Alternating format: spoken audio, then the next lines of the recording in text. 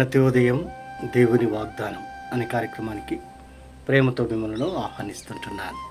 ఈ ఉదయకాల సమయంలో దేవుడు మన కొరకు ఏర్పాటు చేసినటువంటి వాక్య భాగము 34వ కీర్తన 10వ వచనాన్ని ధ్యానించుకుందాం. 34వ కీర్తన 10వ వచనాన్ని ధ్యానించుకుందాం. యెహోవాను ఆశ్రయించే వారికి ఏ మేలు కొదువై ఉండదు. క్రీస్తునందు ప్రియమైన దేవుని బిడ్డలారా, ఈ ఉదయకాల సమయంలో పరిశుద్ధాత్మ దేవుడు మనకిస్తున్నటువంటి వాగ్దానము, యెహోవాను ఆశ్రయించు వారికి ఏ మేలు కొదువై ఉండదు. ఈ యొక్క వాగ్దానాన్ని మన జీవితాలకును మన కుటుంబాలకును ఆస్వాదించుకొని అన్వయించుకొని ఈ వాగ్దాన ప్రకారం జీవించాలని ప్రేమతో మిమ్మలను కోరుచూ ఉంటున్నాను. మరి ఈ యొక్క మాటల యొక్క అంతరార్థాన్ని, ఆత్మీయ సత్యాలను మనం గ్రహించినట్లయితే, దావీదు ఈ యొక్క కీర్తనను రచిస్తూ ఈ యొక్క మాటలను మాట్లాడుతూ ఉంటున్నాడు.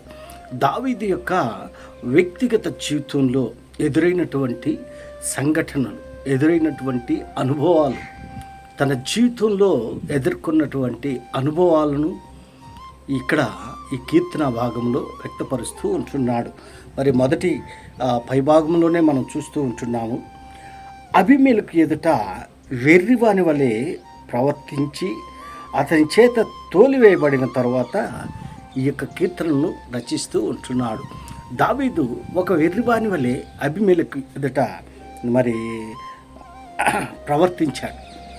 అందుకే మరి ఈ యొక్క కీర్తన భాగం అంతట్లో కూడా దావీదు యొక్క ప్రార్థన మనం చూస్తూ ఉంటున్నాం. అబీమెలెకు ఎదుట ఎరివాని వలె ప్రవర్తించాడు. అయితే దావీదు దేవుని సన్నిధిలో ప్రార్థన చేస్తుంటున్నాడు. అందుకే 6వ వచనంలో అంటున్నాడు, ఈ దీనుడు మొరపెట్టగా యెహోవా ఆలకించెను, అతని శ్రమలన్నిటిలో నుండి అతన్ని రక్షించెను. దావీదు ప్రార్థించినప్పుడు దావీదుకు ఎదురైనటువంటి శ్రమలు, ఒక పక్క అబీమెలెకు ద్వారా శ్రమలు, మరోపక్క సౌలు ద్వారా శ్రమలు, ఈ శ్రమలు అన్నిటిలో నుండి దేవుడు దావీదును తప్పించాడు. అందుకే ఇక్కడ మరి ఈ మాటలు మాట్లాడుతూ ఉంటున్నాడు. సింహపు పిల్లలు లేమి గలవై ఆకలి గొనును, యెహోవాను ఆశ్రయించే వారికి ఏ మేలు కొదువై ఉండదు. కష్టములోను, దుఃఖములోను, బాధలోను దేవుని సన్నిధిలోనే గడిపినట్లుగా మనం చూస్తుంటున్నాం.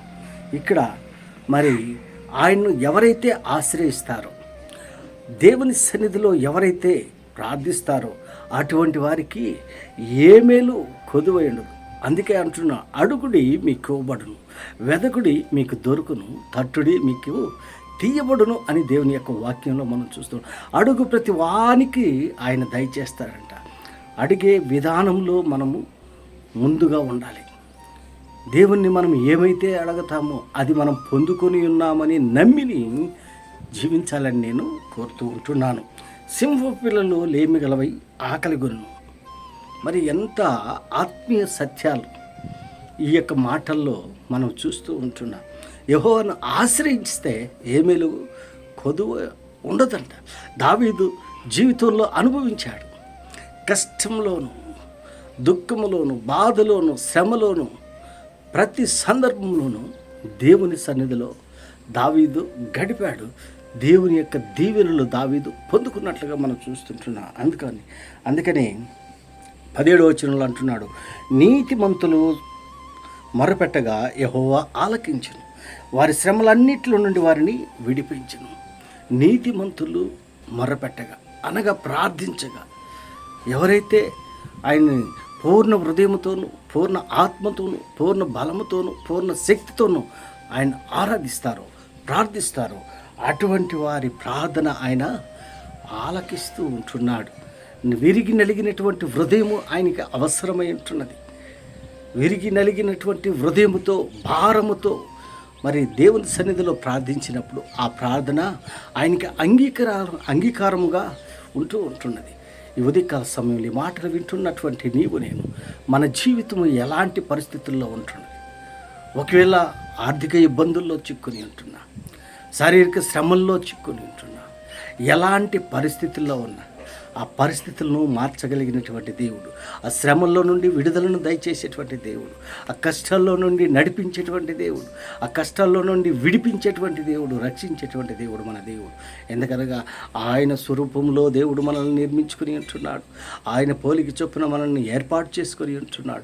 ఆయన నమ్మినటువంటి బిడ్డలను ఎన్నటికీ చెయ్యి విడినటువంటి దేవుడు. దావీదు జీవితంలో దేవుని యొక్క దీవెనను పొందుకొని ఉంటున్నాడు.